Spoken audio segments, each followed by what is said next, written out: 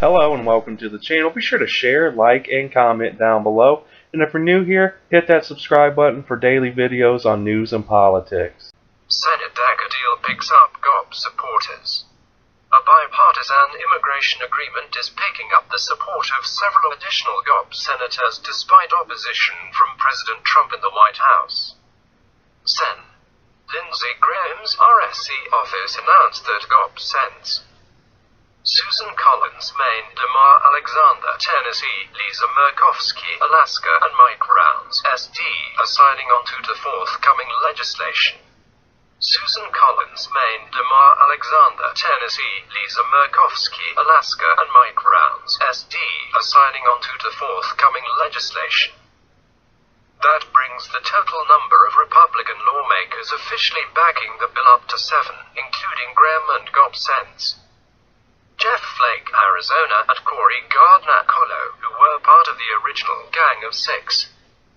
I'm very pleased that our bipartisan proposal continues to gain support among my Republican colleagues. Our hope is to bring forward a proposal that leads to a solution the president can embrace, Graham said in a statement. But the legislation faces an uphill climb in the Senate where Majority Leader Mitch McConnell has conditioned an immigration deal getting a floor vote on Trump supporting it. I'm looking for something that President Trump supports, and he has not yet indicated what measure he is willing to sign, McConnell told reporters Wednesday.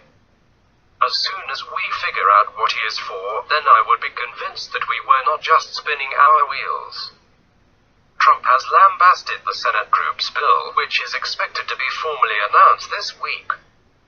He told Reuters on Wednesday that the proposal is horrible on border security and very, very weak on reforms to the legal immigration system. In addition to Trump's support, any Senate bill will likely need 60 votes to end a filibuster. If Democratic Sens. Dick Durbin, Hill, Robert Menendez, N.J. and Michael Bennet Colo, the other members of the Gang of Six, can win over every member of the 49-member caucus, that means they will need the support from a total of 11 GOP senators. The uptick in support was immediately met by backlash from a coalition of GOP senators who have offered their own proposals. As we have said from the beginning, any successful deal also needs buy-in from the White House.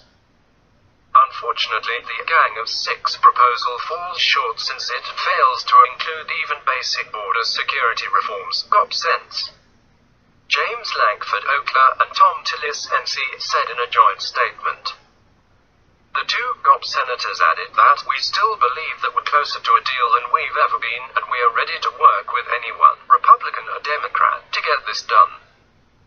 The two senators have offered their own bill that included a path to citizenship but was meant to be paired with a border security plan. GOP Sens. Chuck Grassley, Iowa, David Perdue, Gard, and Tom Cotton, ARC, said the Gang of Six bill would do nothing to solve the underlying problem in our current immigration system. It's inconceivable that anyone would shut down the government over this plan.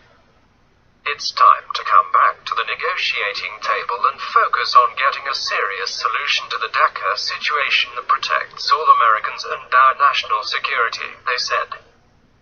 Cotton and Perdue were part of a White House immigration meeting last week when Trump reportedly referred to several developing countries as shitholes, though the president and the two GOP senators have accused Durbin of misrepresenting the meeting. And two of the four GOP senators who are signing on are also making it clear that they are open to other immigration proposals.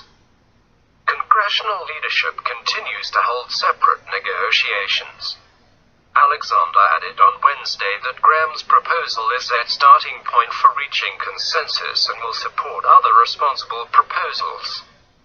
Rounds echoed that, calling the Graham-Durbin proposal an important first step.